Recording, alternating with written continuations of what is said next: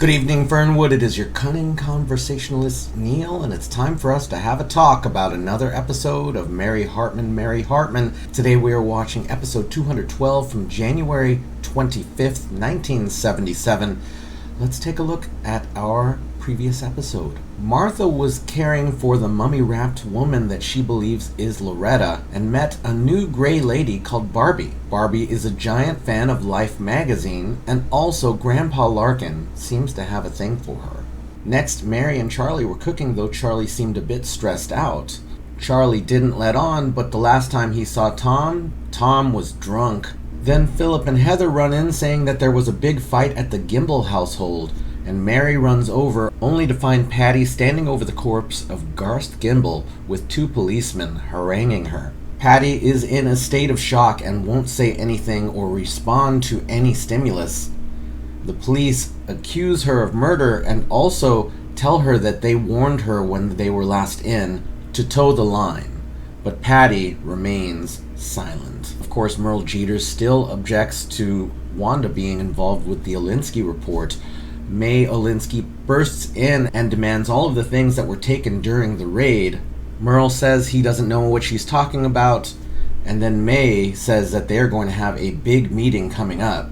After May leaves, Merle calls the cops to arrange another raid, and when he gloats to Wanda, Wanda suggests that this is the martyr moment that she has been waiting for, and Merle is a bit dumbstruck.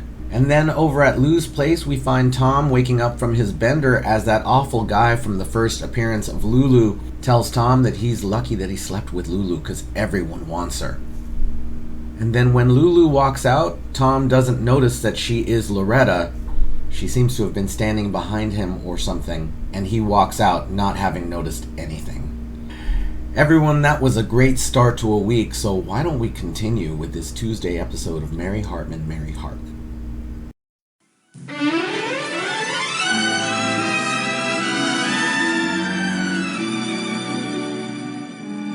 Mary Hartman! Mary Hartman! Loretta? Can you hear me, honey? Loretta, can you make some kind of a movement if you can hear me? Just any kind of movement if you can hear me.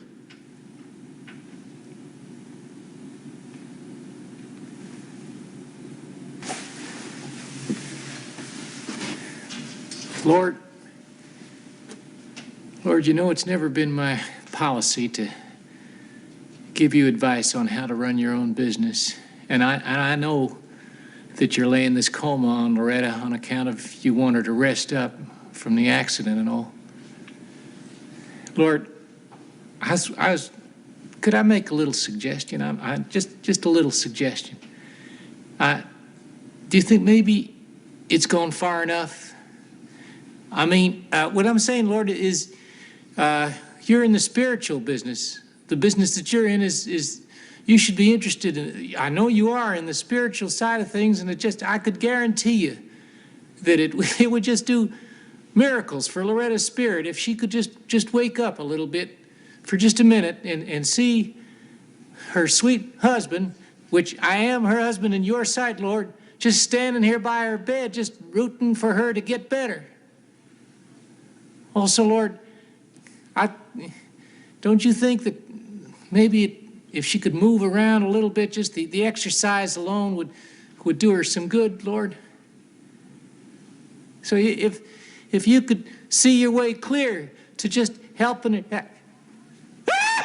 Oh, Lord, that boy, Lord. She's doing it. You're doing it. We're doing it, Lord. Come on, sweetheart. Come on, Lord. Just a little bit more. Atta girl, Loretta. Come on, honey, sweetheart. oh, that's marvelous, Lord. That's a great help, Lord. That's just perfect. That's just don't strain yourself, Lord. Don't strain yourself, honey. Amen. Thank you, Lord. Amen, honey. Can you hear me, honey? Can you hear me? Just say anything. Say anything, sweetheart. Just one little loving word from your sweet lips. Huh? Oh, no, honey, your jaws are wired shut. Don't try to talk. Don't try to talk. I forgot your jaws are wired shut from the accident, honey. Honey, sweetheart, can you write to me? Can you write to me? Just hang on there. Hang on, sweetheart. I got a pad right here. Just wait a minute. There's a pencil. There's a pencil, honey. Wait just a minute. Just wait right a minute here. Just write something, sweetheart. Can you write something? There's a pad right there. Can you feel it? Just write me anything. I D O N. I don't K N O. I don't know. You don't know me what? You don't know I do what? Period. I don't know you. Period. I don't know you. Honey. It's me, Loretta. It's baby boy.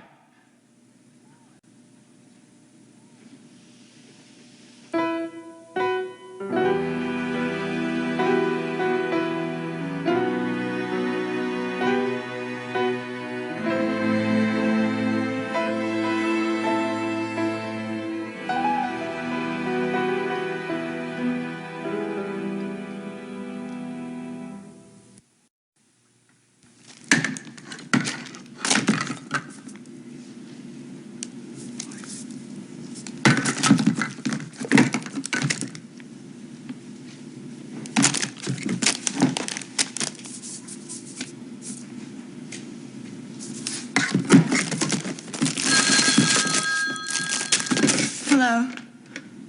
Tom? Oh, Tom, where are you? Well, are you all right? Or, Tom, I mean, this is like the third time that you've been out all night, and I'm just worried. Are you all right? Oh, okay. You know, if you're all right, then I really don't want to speak to you. I was hoping that you were in the hospital or something like that, you know, because that would be, you know, some excuse or something. But as long as you're right, I don't see any need for us to talk at all. You know, all I can say to you is that you better get yourself home here as soon as possible because I have a lot that I want to talk to you about.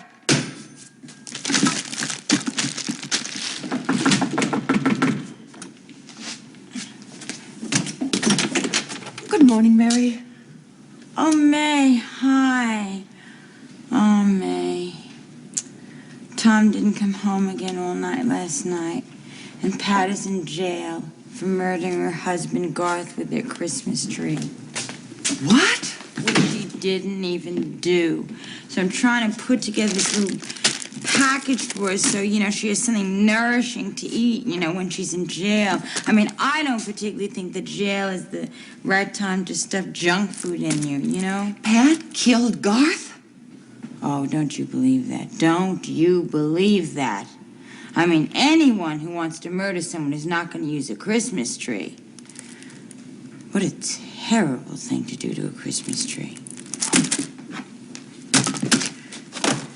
Oh, let me ask you something. Are these, you know, the little teensy sun-made raisin nets boxes, do they have the same vitamins in them that the larger boxes do? I don't know, but I do know that they contain iron. Really? Mm-hmm. Oh, okay. Let me ask you, I'm going to put it in there. Do you want some coffee? Now, this is reheated coffee, but I just recently saw in a commercial where they recommended reheated coffee. They said it is better. Now, I personally don't think it is. But why don't you try it, and you tell me what you think, okay? Because if you like it, maybe it's something I could figure out a way to put into Pat's little package, okay? So what do you think? No. Nothing, huh? No. Mary, look, I've only got a minute because I'm very busy. I have to prepare for that town meeting tonight, and I was wondering, would you be willing to be an usher? Me? Mm-hmm. An usher? Oh, well,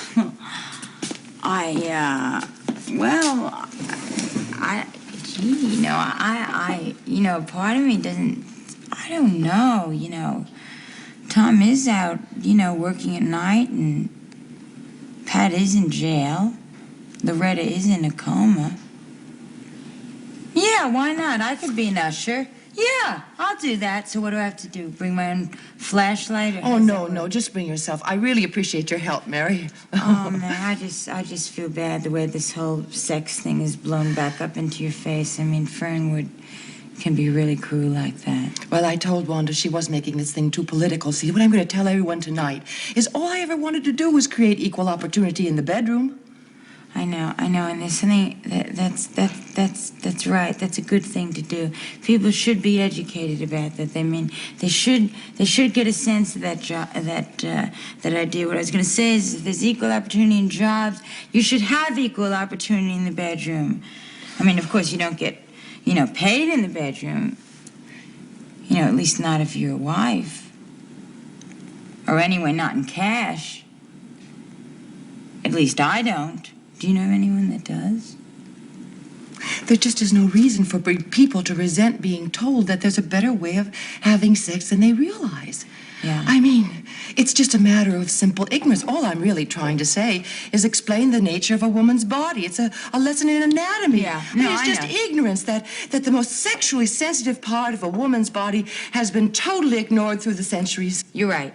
No, you're absolutely right, and I really think that it's important to educate the people and, to fill them in, on what's going on. And I'm glad to help in this, and I really hope the speech is going to be a very big success. And the only thing that I hope for you is that they don't throw the rocks at you until after you finish the speech. That's all I mean. In fact, maybe you should wear a bulletproof blouse. Don't worry, Mary. I won't wear a blouse. Fine.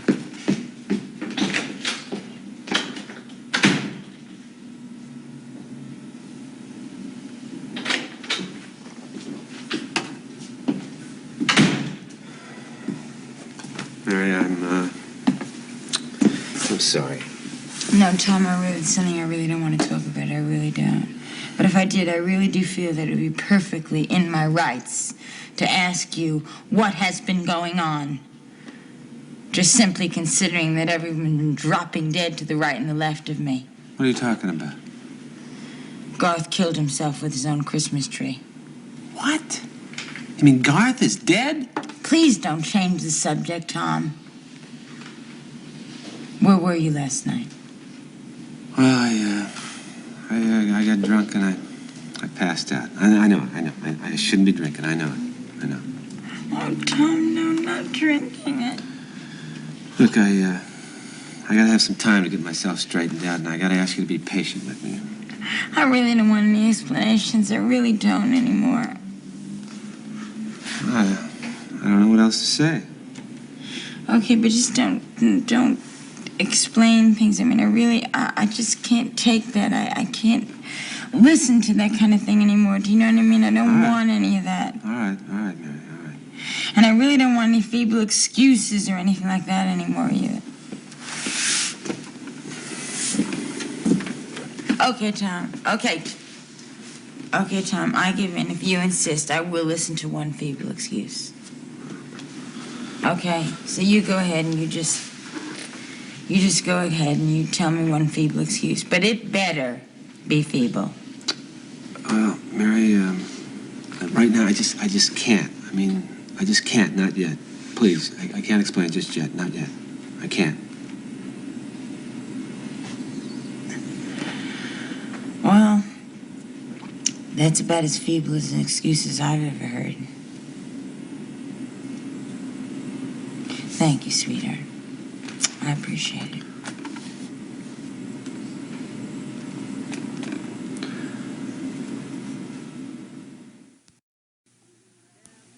Whatever Lulu wants, Lulu gets. Oh, Mac, you nearly scared me to death. How are you, sugar? I'm all right. Listen, we gotta have a serious talk.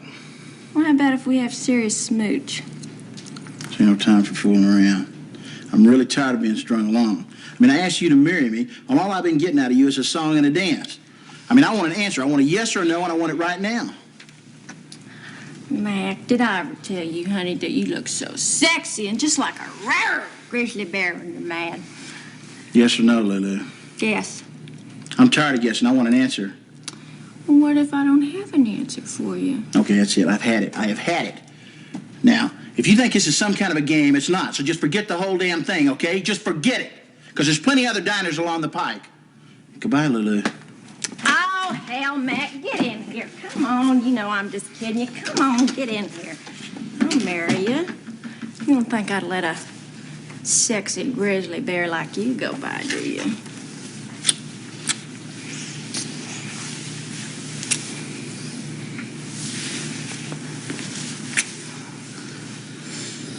You ain't kidding. You ain't fooling around.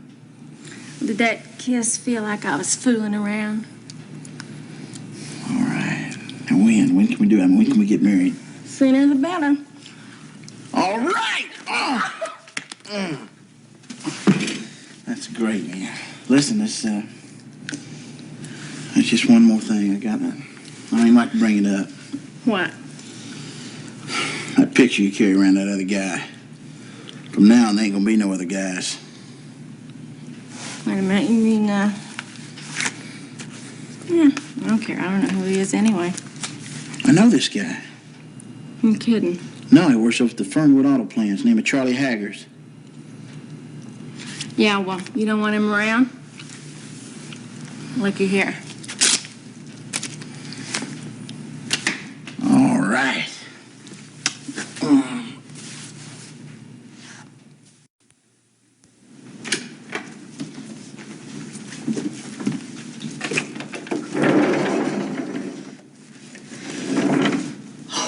Thank you, Mrs. Hartman. Pat. Oh, Pat. Oh, Pat. Oh, you look marvelous. You really do. The rest is doing you good. Thank you, Mary. I feel good. That's good because, you know, it is very important to have a good time while you're in prison. I mean, it is such a once-in-a-lifetime thing.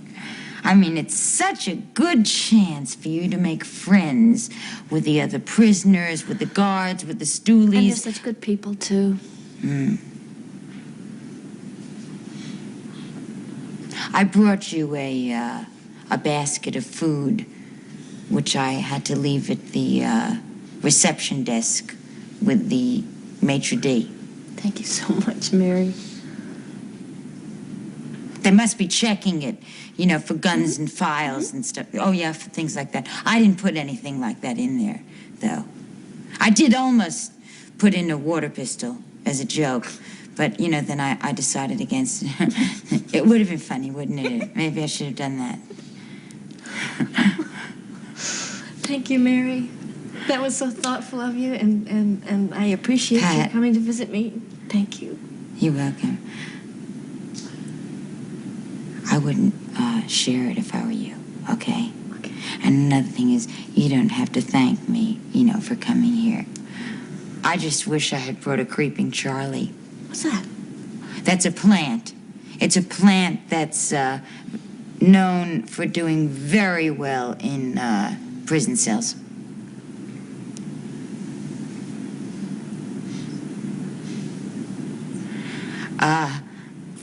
Pat, look, you know, what are best friends for if you can't come and visit your friend after she's just been arrested for stabbing her husband to death with a Christmas tree?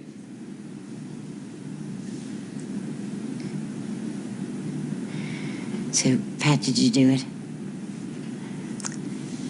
Mary, I feel so guilty. Guard! Oh, never mind. Pat, I wouldn't say another word about this because the cell could be bugged. Do you know what I mean?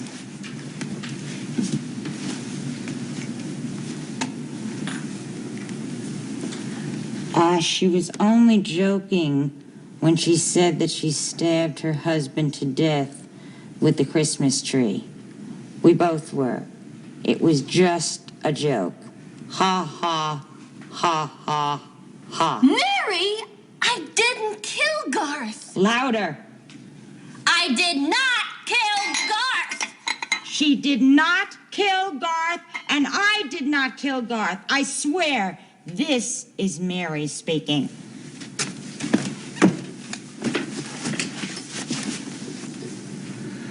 Pat? Yes, Mary. If you didn't kill him, then why do you feel guilty? Did you hear that? Because none of us down here did.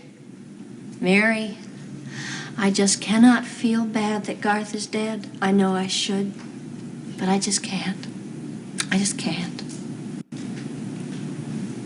If you happen to have heard that very last part, she was just kidding.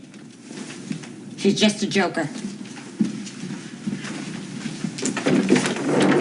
Mrs. Gimble, Yes. I'm Nat Dearborn. I'm your lawyer, the court appointed. Uh-huh. How do you do? I'm Pat Kimball. Oh, and so am I. Oh, well, I have this questionnaire for you. Just fill this out. Thank you very much. Name, address, circumstances of the crime, stuff like that, and leave it with the guard, and I'll pick it up next time I'm around. See what kind of a defense I can Okay. put in for you. Oh, wait a minute. Wait a minute. Aren't you going to ask us any personal questions? I mean, in person? You know, like they do on Perry Mason? Or is that just in the reruns? I mean, you know, you could get a lot of good answers from the two of us. I mean, we've been here for days.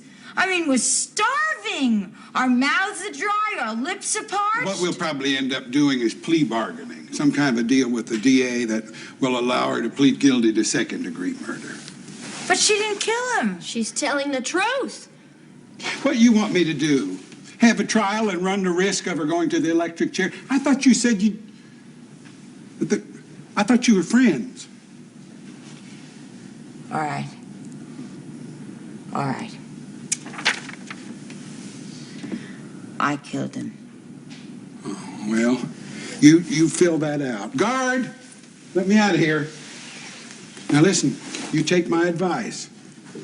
If I get a chance for you to cop a plea, you grab it. This is one hell of a case. Where are you going to find a jury that's going to come in with a not guilty verdict for a woman who stabbed her husband to death with the Christmas tree? I mean, if you'd shot him or strangled him or poisoned him or something normal, it'd be different. But Christmas tree, for God's sakes. That's indecent. I know.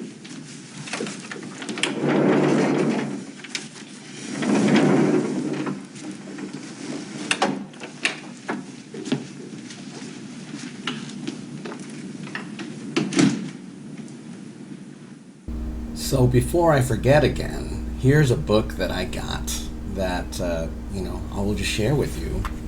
And that is Fernwood, USA, an illustrated guide from the folks who brought you Mary Hartman, Mary Hartman. I am not going to look at this book. It was released in December of 1977, at least that's the date that I noted online. So it's after the series, so I won't be reading it until we're done. But I figure there is some transition between this and the various spin-offs of this show. So yeah, I'm not going to look yet. But it is a fun little item to have. I will be checking it out in several months when we actually finish this. And hey, that's my book that I just got. Also on eBay, just for a few bucks. We'll have more books in the future, at least one more that I know of.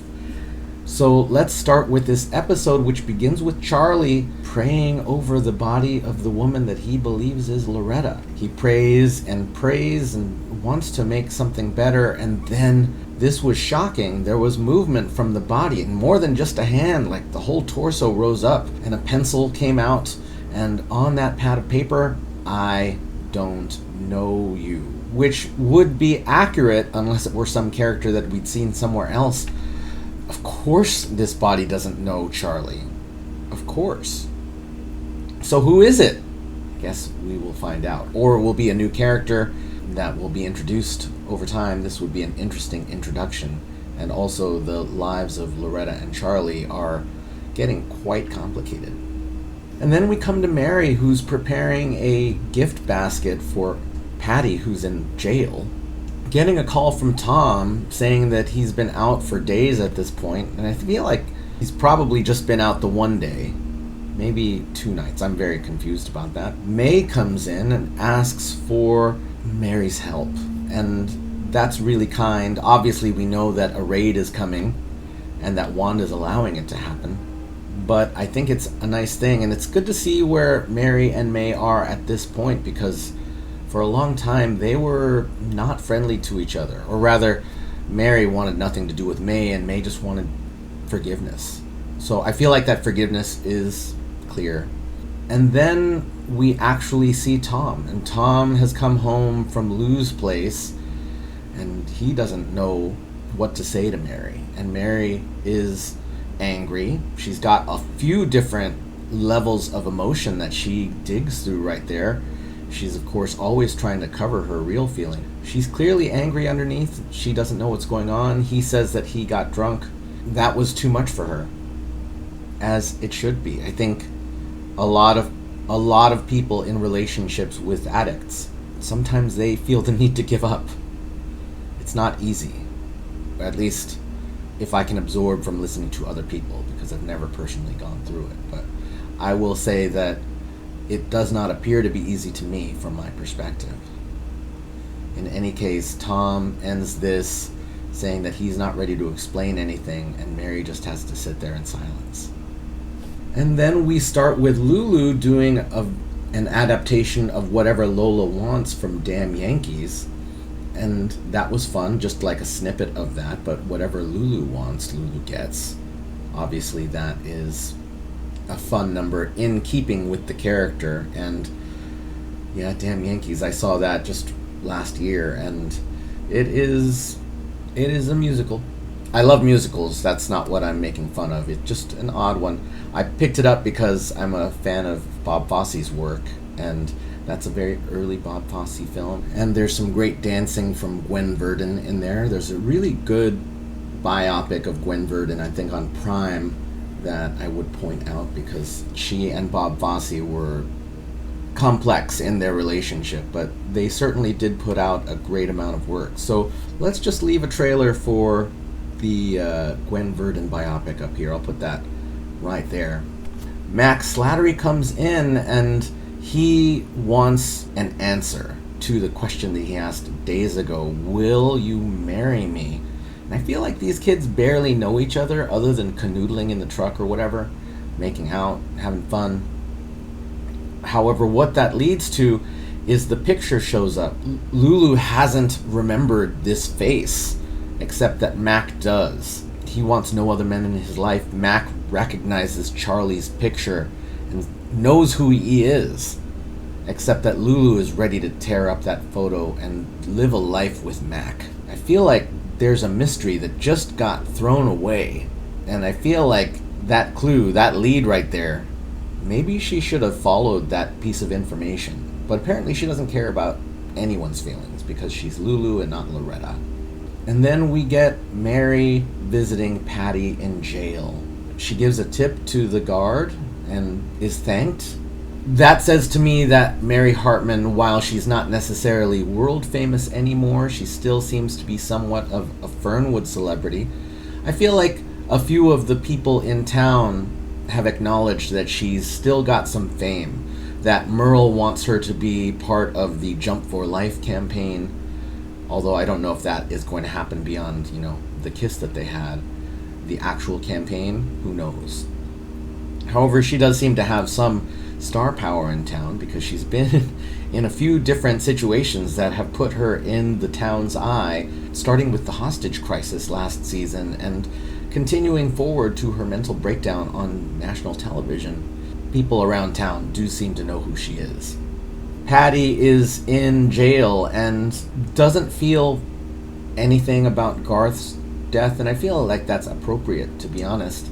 She didn't do it, which we know, but no one else knows. I think even Mary is suspicious that she could have killed Garth, and covers for her needlessly, but covers for her needlessly and kindly, right? She doesn't need to be covering for Patty, but Mary is. She even admits to killing Garth. I don't know if that's going to be a thing that comes up or just a one-time statement, but that's where we are. The lawyer left some paperwork, and I guess Mary and Patty have some pondering to do.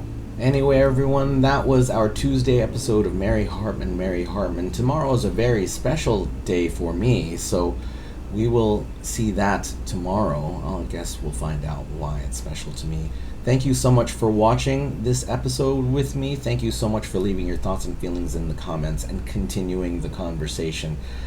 Thank you for being you, and we will see you tomorrow night in Fernwood.